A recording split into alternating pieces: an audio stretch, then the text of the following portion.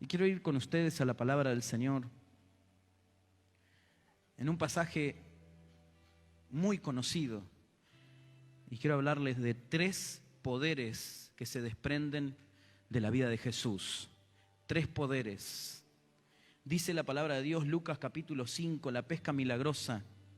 Dice, aconteció que estando Jesús junto al lago de Genezaret, el gentío, mucha gente se agolpaba sobre él para oír la palabra de Dios. Y vio 2 barcas que estaban cerca de la orilla del lago, y los pescadores, habiendo descendido de ellas, lavaban las redes. Entrando en una de aquellas barcas, la cual era de Simón, le rogó que apartase de tierra un poco, y sentándose enseñaba desde la barca a la multitud. Cuando terminó de hablar, dijo a Simón, boga mar adentro y echa vuestras redes para pescar. Respondiendo Simón le dijo, Maestro, toda la noche hemos estado trabajando, y nada hemos pescado, mas en tu palabra echaré la red. Y habiéndolo hecho, encerraron gran cantidad de peces y su red se rompía. Entonces hicieron señas a los compañeros que estaban en la otra barca para que viniesen a ayudarles, y vinieron y llenaron ambas barcas de tal manera que se hundían. Viendo esto, Simón Pedro cayó de rodillas ante Jesús, diciendo, apártate de mí, Señor, porque soy hombre pecador. Porque por la pesca que habían hecho, el temor se había apoderado de él y de todos los que estaban con él, y asimismo de Jacobo y Juan, hijos de Zebedeo, que eran compañeros de Simón. Pero Jesús dijo a Pedro, no temas, desde ahora serás pescador de hombres. Y cuando trajeron a tierra las barcas, dejándolo todo, le siguieron. Gloria a Dios por su palabra. Y le puse como título a esta prédica, yo ya pesqué en estas aguas. Ese es el título, ya pesqué en estas aguas. Y refiriéndome a la palabra del Señor, Jesús estaba predicando en la orilla del mar de Galilea. Mucha gente venía. El primer poder que se desprende de la vida de Jesús es el poder de la palabra. Amados, la palabra de Dios tiene poder para cambiar, para transformar. La palabra de Dios atrae a las personas. Usted y yo debemos venir a la casa de Dios por Él y por su palabra. Su palabra nos sostiene, su palabra trabaja, su palabra es su palabra. La gente es atraída y la palabra de Dios produce fe. Dice la Biblia que la palabra de Dios es viva y eficaz. O sea, es viva significa que tiene vida, y que es eficaz significa que cumple un propósito. Dice, es más cortante que toda espada de doble filo, que penetra el corazón, el alma, los tuétanos, para discernir las intenciones del corazón. La palabra de Dios se nos mete adentro así y descubre quiénes somos. La palabra de Dios no descubre lo que hacemos. Cuando nosotros leemos la palabra de Dios, no es que la palabra me dice, estás pecando. No. La palabra me dice, sos hijo, o me dice, sos pecador, o me dice, sos libre, o me dice, estás preso. La palabra de Dios no se refiere a nuestras acciones, sino a quienes somos, a quienes éramos y a quienes somos, a quienes éramos sin Cristo y a quienes somos en Cristo. La palabra de Dios por medio de Jesús desata poder de vida, desata poder de fe. Dice la palabra de Dios en el libro de Romanos, la fe viene por el oír, pero el oír por la palabra de Dios. ¿Y sabe por qué parece un trabalenguas, ¿vio? Parece como una contradicción. La fe viene por el oír y el oír por la palabra de Dios. Parece como una redundancia, pero ¿sabe que no es una redundancia? Porque en el idioma griego en el que fue escrito la Biblia y en el estilo de vida de un judío hijo de Dios, la palabra oír involucra obediencia. Involucra obediencia. Entonces, la fe viene por el oír, pero obedecer también viene por la palabra. Porque la palabra de Dios no solamente trae vida, sino trae el poder que usted y yo necesitamos para obedecerla. Entonces, ese es el primer poder que se desata a través de Jesús. Por eso la gente lo seguía, porque su palabra era una palabra de poder. La gente era convencida de pecado. La gente quería tener lo que Jesús tenía. Dice, la gente le decía: nosotros escuchamos la palabra de los sacerdotes y de los escribas, pero vos, Jesús, hablás la palabra como alguien que tiene autoridad, como alguien que la está viviendo, como alguien que la está obedeciendo. Y sabe que mayormente nosotros, los seres humanos, estamos en la misma posición que los judíos.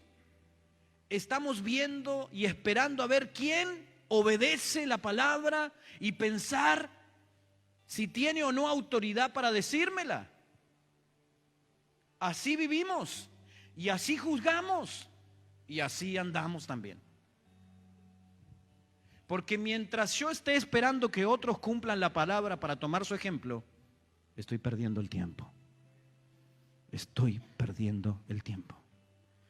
Porque la misma palabra de fe que recibió la persona que está al lado tuyo, la persona que te está predicando, es la misma palabra de fe que recibiste tú. Así que esa palabra de poder es la que en esta mañana tienes que aferrarte y obedecerla, vivirla como quien tiene autoridad.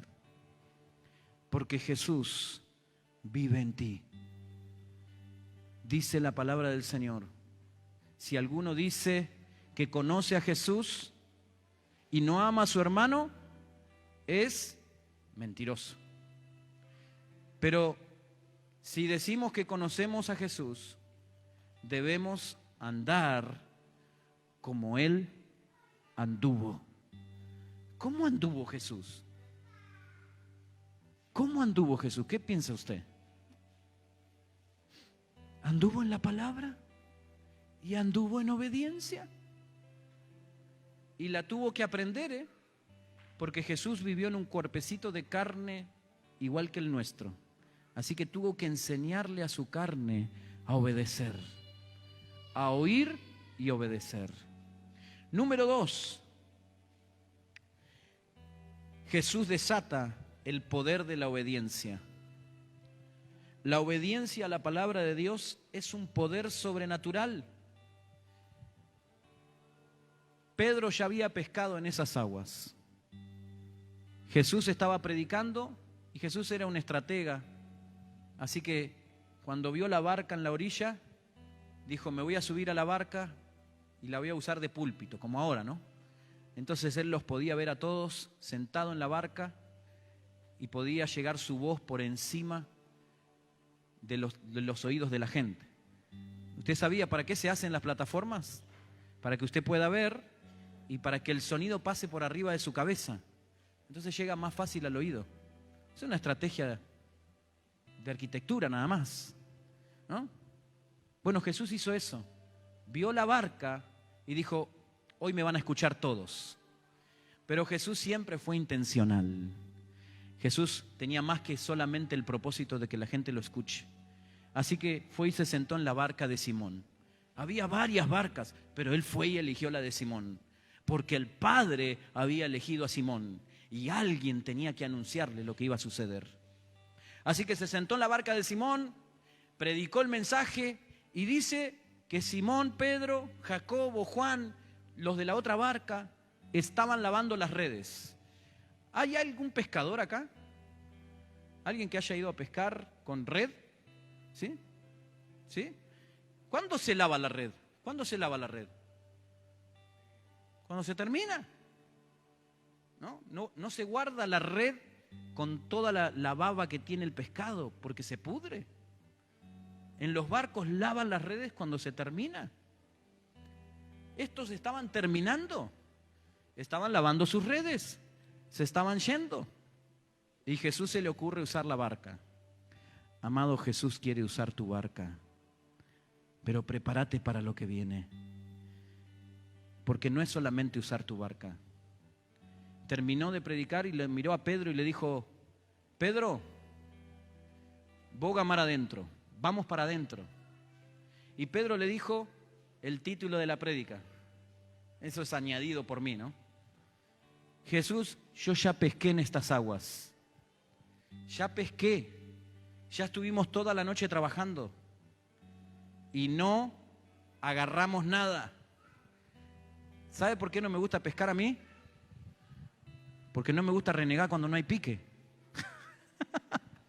A mí me gusta ir a pescar y que haya pique. Si no hay pique me voy, ¿para qué me aburro? ¿No? Y mire que tengo paciencia, ¿eh? Pero estar parado ahí, delante del mar, y mirar la caña a ver si hace así. No. Mi cabeza no lo puede superar. Entonces voy a pescar cuando me entero, hay pique. Vamos. Y si no, vamos con la red. Con la red siempre saca algo, aunque sea un caracol, ¿no? ¿Comió caracol? Es rico el caracol. ¿No? Bueno, Pedro le dijo: yo ya pesqué en estas aguas, Jesús. Y esto tiene un mensaje para nosotros. Porque usted probablemente ha pescado en las aguas. Jesús está llamando nuevamente. Y muchas veces nosotros le decimos: Jesús, yo ya pesqué en estas aguas. Yo ya intenté acá, yo ya intenté allá y no agarré nada. Yo ya intenté. Jesús, ¿sabes qué? Estoy lavando las redes. Trabajé toda la noche. Ya trabajé en mi familia, ya trabajé en mi barrio, ya trabajé en mi iglesia, ya trabajé y no agarré nada. Pero Jesús no desistió, porque Él no desiste contigo. Entonces cuando Pedro vio, me imagino la mirada de Jesús, ¿no? Una mirada profunda. Y Pedro le dice: bueno, Jesús, en tu palabra tiraré la red. Tiraron la red y agarraron gran cantidad de peces. Porque el poder de la obediencia desata milagros sobrenaturales, desata pescas milagrosas. En donde otros no agarran, tú agarras. En donde otros no tienen frutos, tú tienes frutos. En donde otros no ven nada, tú recibes gran cantidad. Solamente porque has sido obediente. Solo porque hemos sido obedientes. No es porque soy grandioso, ni porque soy muy capaz. No, Pedro le dijo: yo ya pesqué en estas aguas. Lo único que encontré fue frustración. Lo único que encontré fue dolor. Lo único que encontré fue rechazo. Lo único que encontré fue que mis compañeros me cargaran, que me dijeran: ¿y dónde está tu Diosito que no te da ni un pez? Mirá cómo estás. Volvámonos y vamos a casa.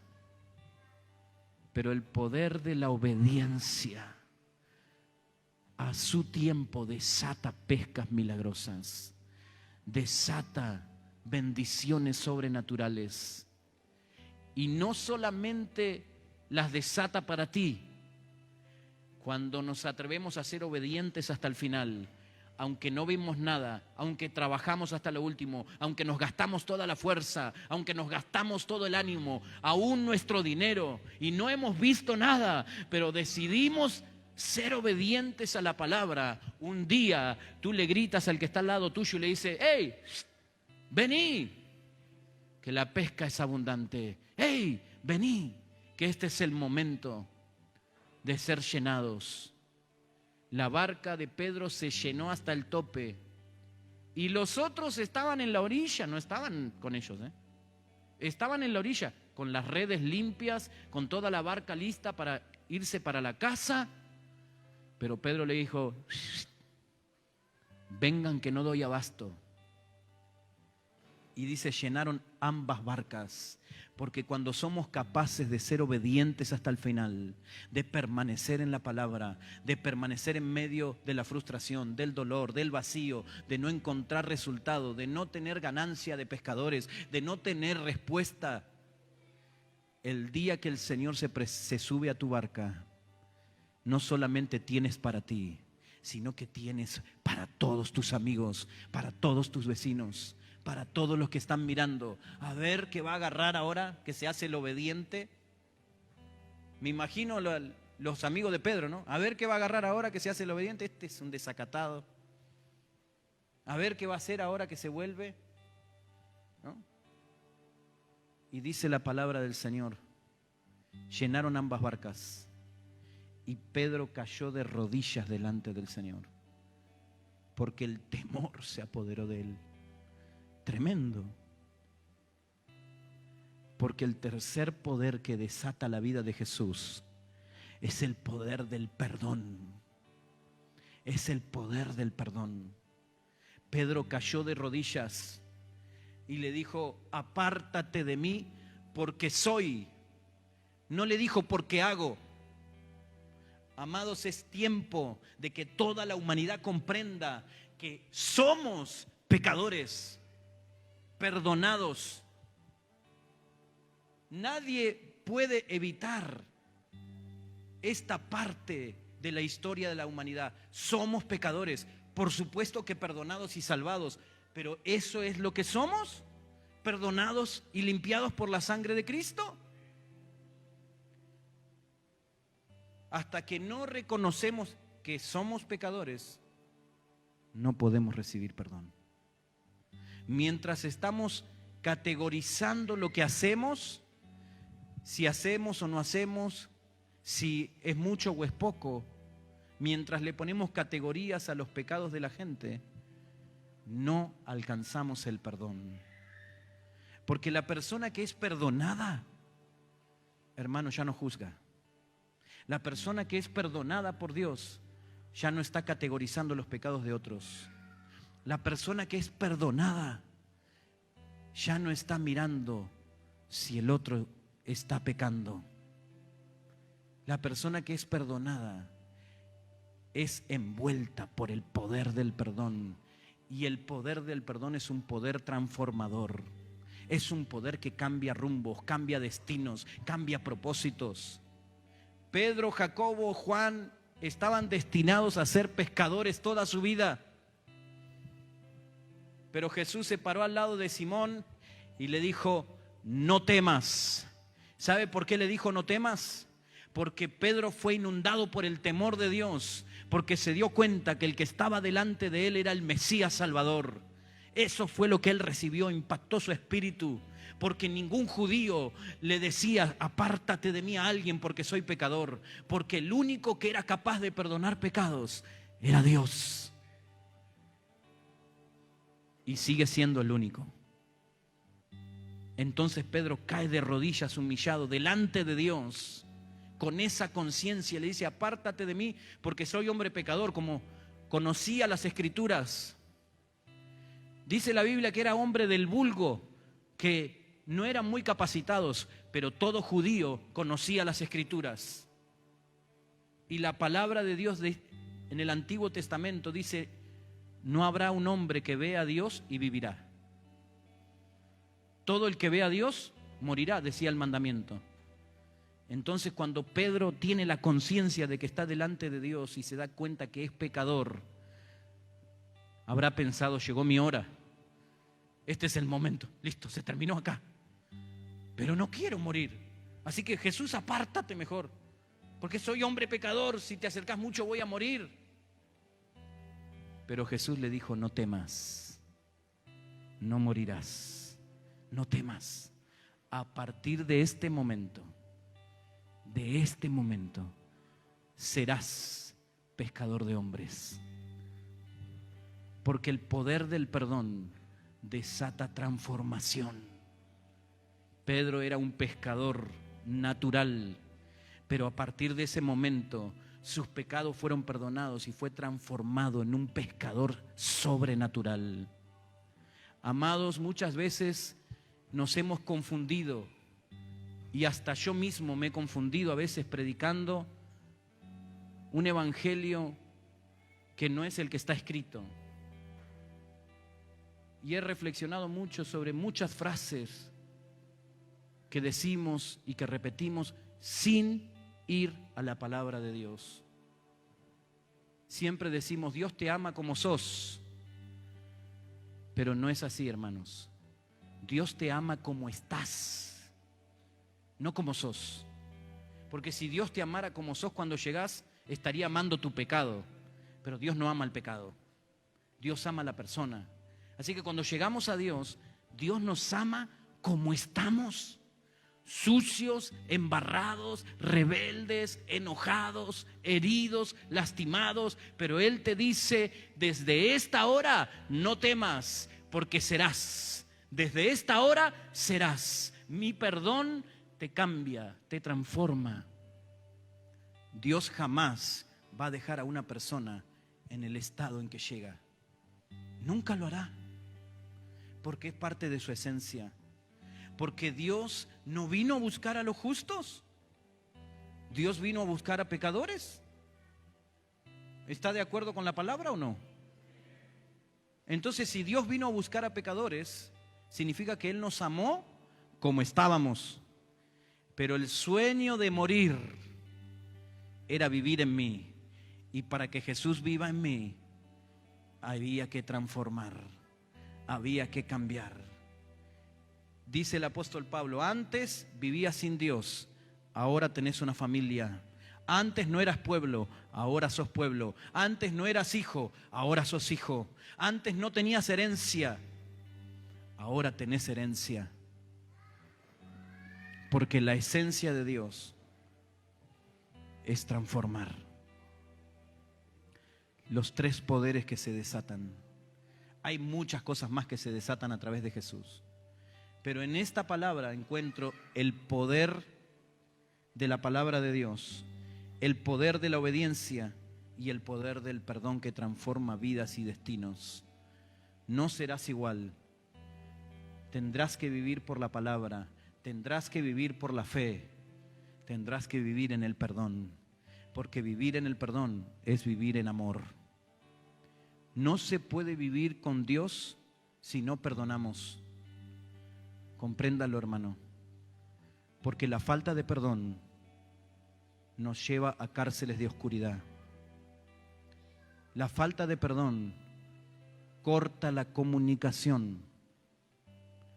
No es que Dios se va, es que simplemente no puede compartir su esencia contigo, ni conmigo. Si nosotros no perdonamos, dice la palabra de Dios en el libro de Mateo, en el libro de Lucas y en el libro de Primera de Juan, que si no perdonamos, Él no nos puede perdonar, porque Él vino de gracia. Él tenía la necesidad de tener una relación con nosotros. No la merecíamos.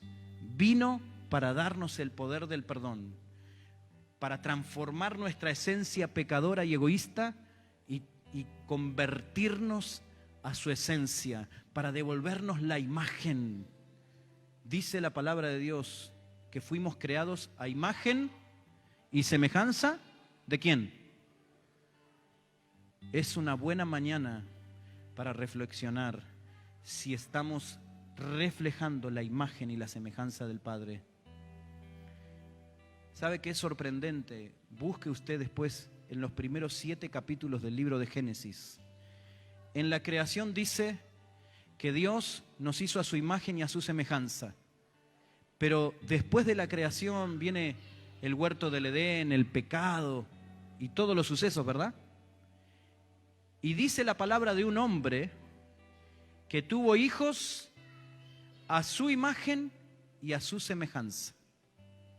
No dice que el hombre tuvo hijos a imagen y semejanza de Dios.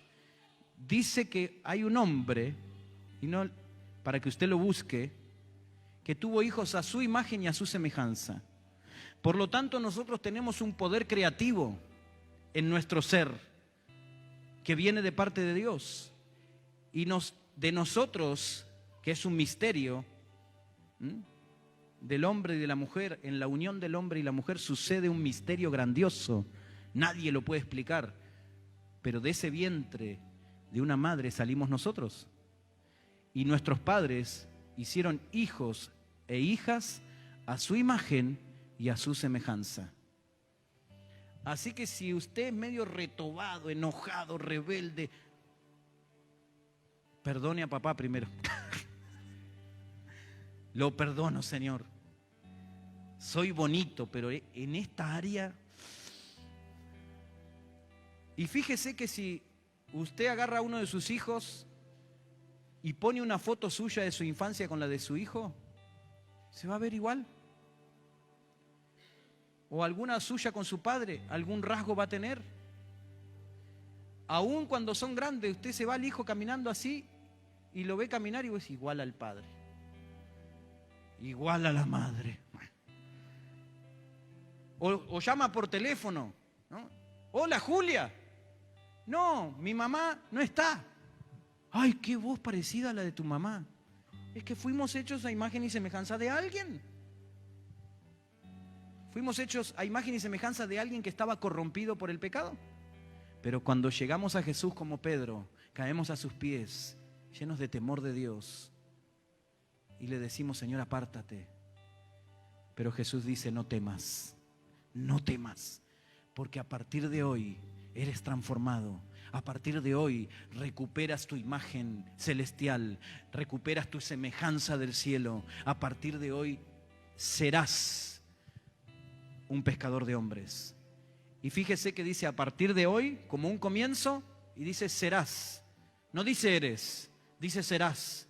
Porque Dios se toma el tiempo para formarnos, para prepararnos. Pedro fue preparado y formado.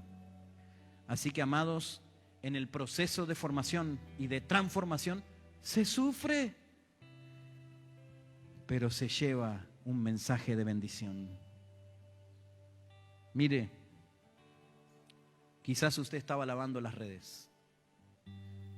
Quizás hace varios días, quizás meses, quizás años, que está diciendo yo ya pesqué en estas aguas.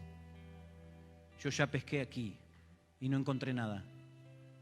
Quizás tenía todo listo para marcharse a casa, pero esta mañana Jesús está sentado en tu barca diciéndote, boga mar adentro, vamos, todavía hay milagros para ver, todavía quiero transformarte. Así que si usted tiene alguna de las características de Pedro, de Jacobo y de Juan, póngase de pie y digámosle junto al Señor, por tu palabra echaré la red, por tu palabra iré, por tu palabra. Pedro no fue ni por Jacobo, ni por Juan, ni por Zebedeo, ni por su padre, ni por ninguno de los que estaban mirando. Si algo lo caracterizaba a Pedro, es que no le importaba quién estaba alrededor de él. Cuando tuvo que decir una revelación del cielo, lo dijo. Y cuando tuvo que ser exhortado delante de todos, no le molestó. Y cuando quiso probar a Jesús, lo probó. Imagínense nosotros, ¿no? Viene Jesús caminando por el agua y Pedro dice, le voy a decir que si es Jesús que me deje caminar por ahí. No, callate, siempre lo mismo. Vos siempre el mismo, querés sobresalir. No, si es Jesús yo tengo que caminar con el agua, en el agua con Él. ¿Qué me importa lo que vos me digas? Pedro siempre fue intencional.